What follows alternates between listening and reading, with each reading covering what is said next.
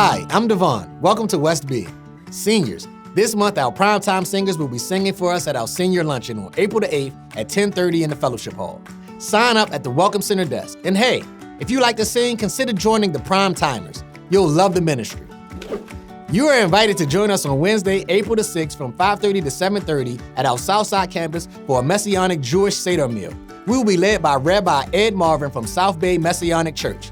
Enjoy an evening with family and friends with the complete Passover dinner. Reading of the Haggadah, music and dance, and remembering the blessings God bestowed on his people. Space is limited to 50 people. Suggested donations of $10 per person at the door.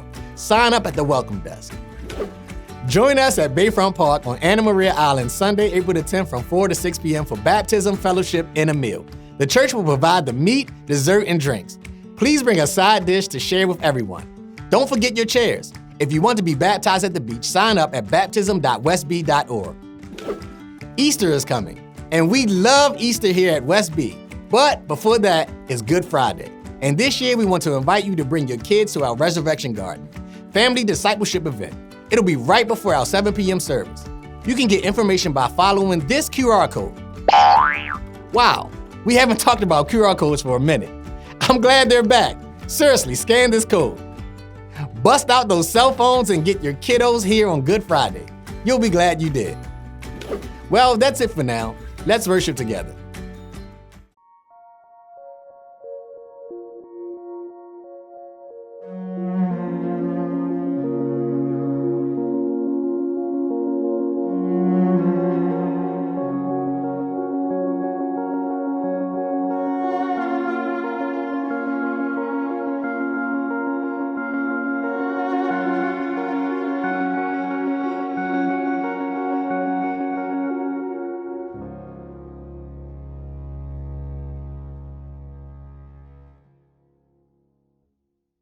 Sometimes our feelings come easily.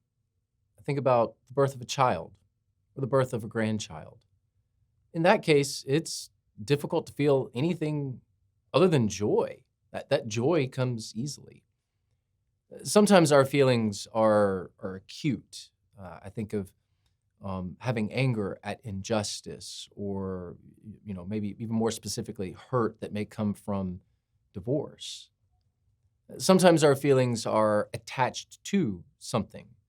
You drive by your old high school, or maybe there's a particular room in the church that you have fond memories of. I think of our chapel here at West Bradenton.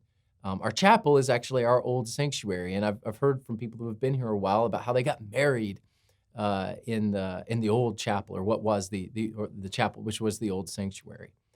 So sometimes our feelings are attached to things. Sometimes our feelings are overwhelming. You can have several emotions all at once.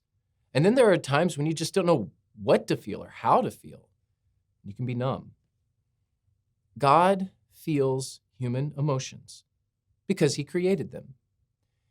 He is not only with you, God understands what you feel. There's many places where we see this in the Bible. One in particular is John 11:35. In the New American Standard Bible, there's just two words: Jesus wept. Shortest verse in the Bible. It's a powerful and succinct verse. Jesus here filled with emotion over the death of his friend Lazarus, and he's weeping right before he resurrected Lazarus. Why would the Son of God weep right before he is about to heal? Well, Jesus here is demonstrating how God is emotionally invested. And God is emotionally invested in you. We're going to be looking at Psalm 1 today, and more generally, the Psalms as a collection. The Psalms reveal a range of emotions, all sorts of life situations, and a variety of human responses. The constant in the Psalms is a God who is there in all of it.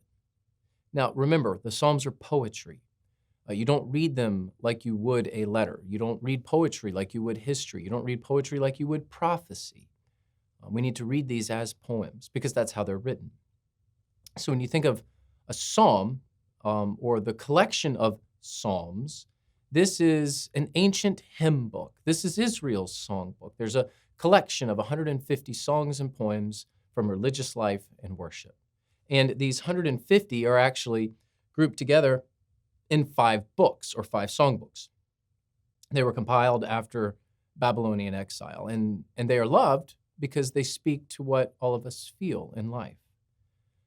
In terms of who wrote them, well, several people wrote the Psalms, much like a modern-day hymnal would have a collection of songs from different songwriters.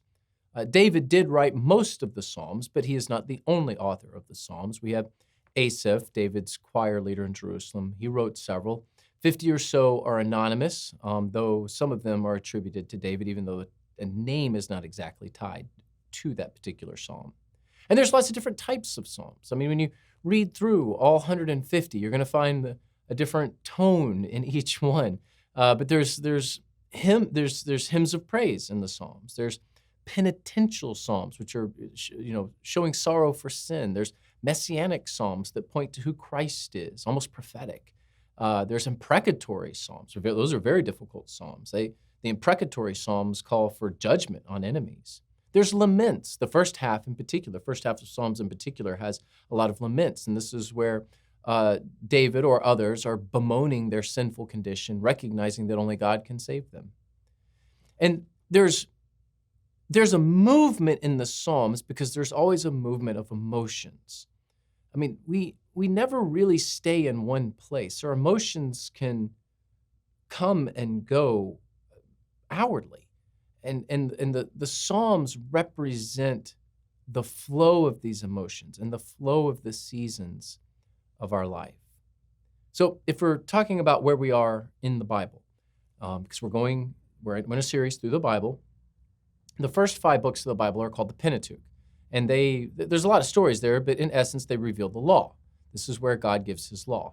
The next 12 books after the Pentateuch are historical books. They share about what's happening in Israel at the time. So first 5 Pentateuch, next 12 historical, and then the 5 after the historical books are books of poetry. And these 5 books are Job, Psalms, Proverbs, Ecclesiastes, and Song of Songs. Other books in the Bible contain poetry. In fact, many books contain poetry, but these 5 books are dominated by the literary form of poetry, and Psalms in particular stands out as a collection of poems. So we are nearing the middle of the Bible in many ways in this series, and it's a series called God's Story from Beginning to End. We're looking at the very first book of the Bible. If you go back all the way to the beginning of this series in Genesis, we actually started with God's glory, and then we moved into Genesis, and we're going to make our way all the way to the end of days in the book of Revelation. Today, as you have picked up on, we're in the book of Psalms, and we're talking about our emotions, all the feels. Let's get all the feels today. Some of you, a little more stoic, don't express it as much. Others of you, well, you wear your feelings on your sleeve. If that's you, I'm kind of like you. I can be a pretty visceral person. Don't always do the best of holding it all in. Whatever your personality, God understands you, and God cares. So let's start with one of the most basic of Psalms, the very first one, and it contains one of the most basic of human pursuits, contentment. It's one of the most underrated things on the planet, and not a lot of people have it, but God is offering it. So let's go to Psalm chapter 1. There are 6 verses here in Psalm 1. It's a shorter psalm, and it's a shorter passage, but as we will see, it is jam-packed full of meaning. Psalm 1, beginning in verse 1. Oh, the joys of those who do not follow the advice of the wicked, or stand around with sinners, or join in with mockers. But they delight in the law of the Lord, meditating on it day and night. They are like trees planted along the riverbank, bearing fruit each season. Their leaves never wither, and they prosper in all they do. But not the wicked. They are like worthless chaff scattered by the wind. They will be condemned at the time of judgment. Sinners will have no place among the godly. For the Lord watches over the path of the godly, but the path of the wicked leads to destruction. God's truth is the source of delight. God's truth is the source of contentment. Contentment is peace with what God provides. It's very similar to thankfulness. Thankfulness is gratefulness for what God gives. So, though they are two separate concepts, very similar. Contentment is basically saying, I have what I need. Thankfulness is saying, God is good for giving. What is an attitude? Because we want to have an attitude of contentment. An attitude is a pattern of thinking. And some of us react viscerally to things. Others may be more stoic in their posture, more reserved. Your attitude is the tone of the narrative in your heart you create over time. An attitude of contentment is internal satisfaction that does not depend on external circumstances. And Psalm 1 reveals two ways in life, two paths in life. There's the path of the righteous, and there's the path of the wicked. And if you're on the path of the righteous, this leads to contentment. And we see this path represented by a tree. So if you are righteous and content, we see the symbol of a tree here. We'll explain more in a second about why. And we also see wickedness represented, and wickedness that leads to death. And the other image here is that of chaff. We'll talk more about chaff too. But first, let's begin with this. The problem that we have is trying to find happiness independent from God. Dependence on God leads to righteousness, and dependence on God leads to contentment. So when you depend on God, you choose the path of righteousness and you find contentment. Most of us have a wrong idea about happiness, even if we know in our heads intellectually that happiness is not the best pursuit in life. Even if we know that, we still have a deep desire for it. And it's understandable. I mean, let's think about the things that make us happy. And by the way, happiness can be very fleeting, of course. Things like more stuff. Well, can more stuff make you happy? I guess for a season, but it's fleeting. Because if you just accumulate stuff, then you're going to need more space for your stuff. You can never be content with that. What about more technology? Maybe it's not more stuff, but more advancement, more technology. Well, now you're just more distracted. Well, something even very simple, like I just want a nicer car. Well, now your insurance is higher. I mean, we're not going to find true contentment in material goods. We all know that in our head, and yet we still pursue it. Modern conveniences have not in themselves made us happier. As nice as a new car is, it doesn't solve sadness. Happiness is not rooted in modern conveniences. I mean, if that were so, then technological advancement would be the solution to all of our problems.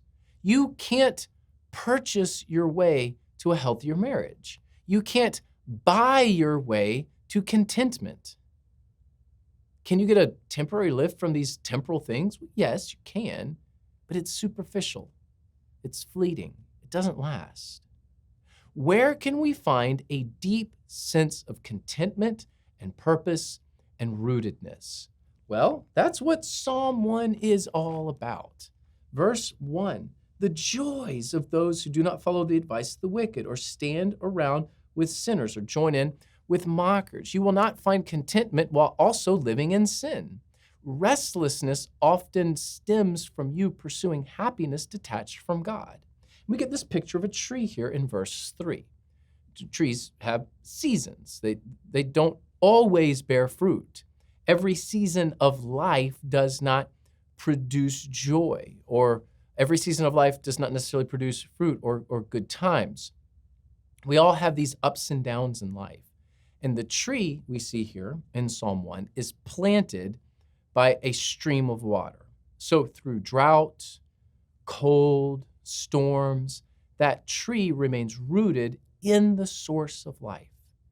And despite the inevitable trauma that comes to the tree through the seasons, verse 3 says it never withers. The tree never withers. Contentment is found in dependence on God. God gives the source of life, like that river where the tree is planted. So fleeting happiness is you just relying on what happens to you. That's not a very good way to live. Rooted contentment is you relying on God's sovereignty because he's in control. And we get this river language here in verse 3, that there is this river where the tree is planted. If you look at Psalm 46:4, so fast forward a few Psalms to Psalm 46, we see the river language again. And Psalm 46:4 says, "A river brings joy to the city of our God, the sacred home of the Most High." Now, a few weeks ago, we talked about this, and we even used this verse, and we kind of asked the question, what do most rivers look like? And, they wind around, they bend, they have varying currents and at varying depths, and they can run at different speeds, and sometimes it's smooth, and sometimes there's rapids. I mean, a river is completely unpredictable, and God's path can be this way. I mean, he's in control, yes. He's guiding us on his path, but this path is not always the most efficient. This path is not always the smoothest. This path is not always the most predictable. But God's path is the one that will bring the most contentment. Our sin nature will never allow us to find happiness on our own because you'll cheat to get there. You'll cut corners to speed up the process. You want to try to find happiness on your own, you're going to cheat. I mean, let's think about if money makes you happy. A lot of people think that, right? If I just had more money. Well, if money makes you happy, then you'll just cheat on your taxes. If I just need a good relationship. If relationships make you happy, well, you'll lie to prevent losing someone. You'll do some pretty awful things just to have a relationship. Is a better job or a higher paying position or more power, is that going to make you happy? Well, you'll exaggerate your resume to get it. You can't find this on your own. And if we try to pursue happiness or contentment just with our own effort, we'll cheat to get there. That's our sin nature. True contentment is a desire to be righteous. And in being righteous, you are dependent on God. You seek happiness, like just worldly happiness, and it will always escape you. But if you seek righteousness, you'll be both content and righteous. This is why verse 2 says that we should delight in God's word day and night. Then the poem here is symbolically saying how we need to make God central in our lives. This is the whole idea of delighting in his word, all the time, day and night. Your happiness should never be your top priority. Who God is should be your top priority. Because contentment is rooted in who God is, not in what you can get. Independence from God will lead to hollowness and unhappiness. So where do we find contentment? We find it in righteousness, where we are depending on God. But where do we ultimately find ourselves in a very unhappy place? It's when we're trying to be independent of God. And we get this other picture of chaff. So we've got the righteous who are like the tree, planted in the streams, the sources of life that only God can give. But then the wicked, it says in verse 4, are like chaff. Now, what is chaff? Chaff is the substance around the kernel. This is not the substance itself, but the surface. And chaff has no roots. Chaff is dead. Chaff is driven away easily. Chaff is worthless. It's easily blown around in the wind. The chaff here represents pursuing happiness apart from God.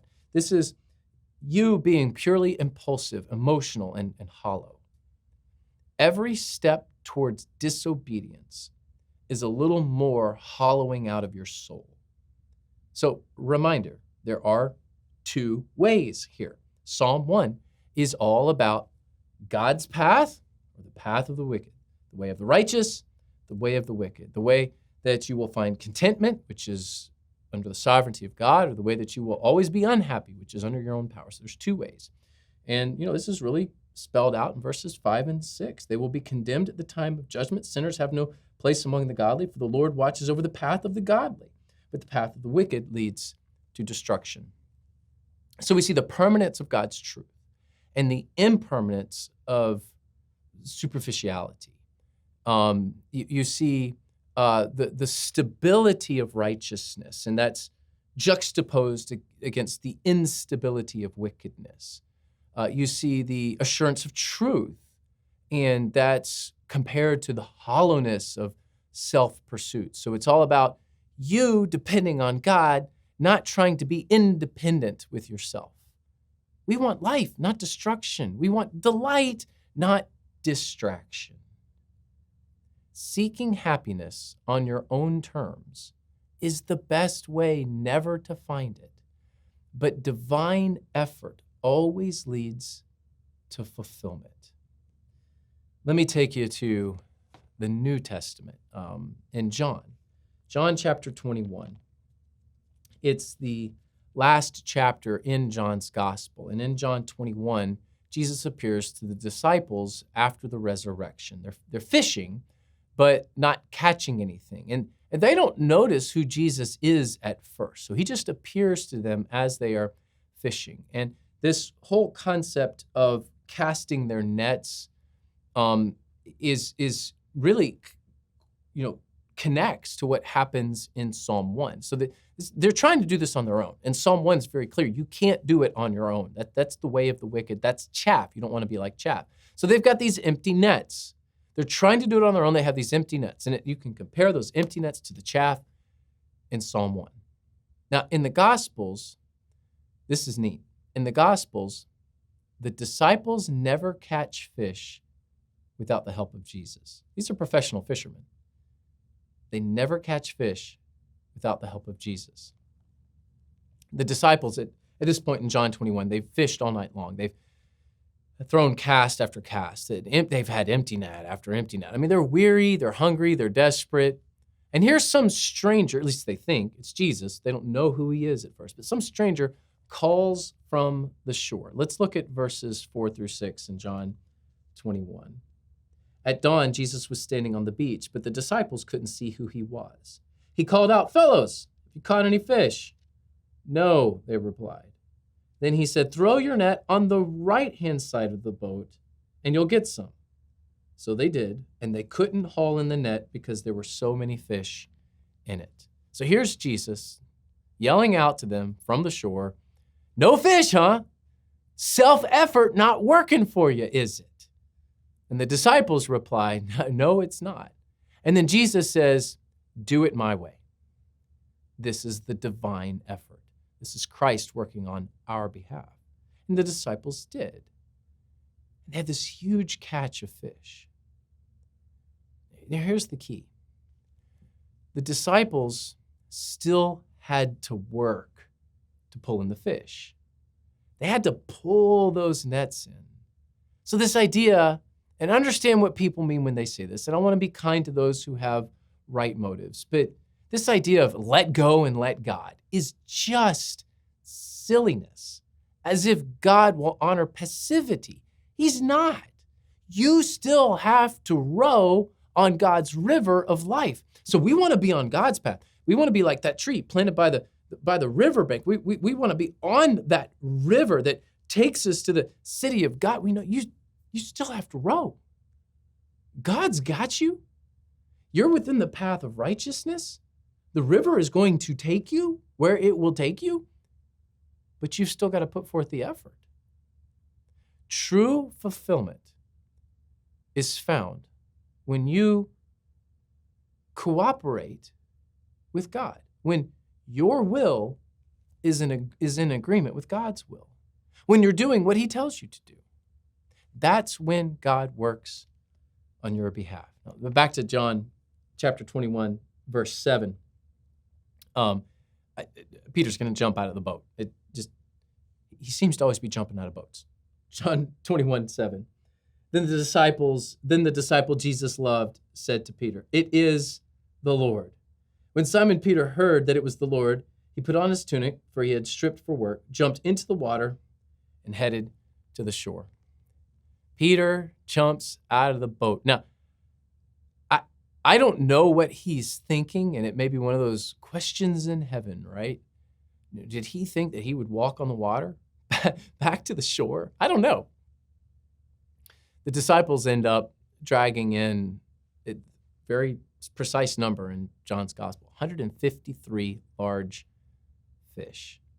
And then what does Jesus do?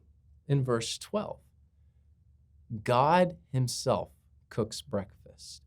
Jesus, the Son of God, the King of Kings, cooks breakfast. It's probably the best breakfast ever cooked. And then in verse 13, Jesus serves them.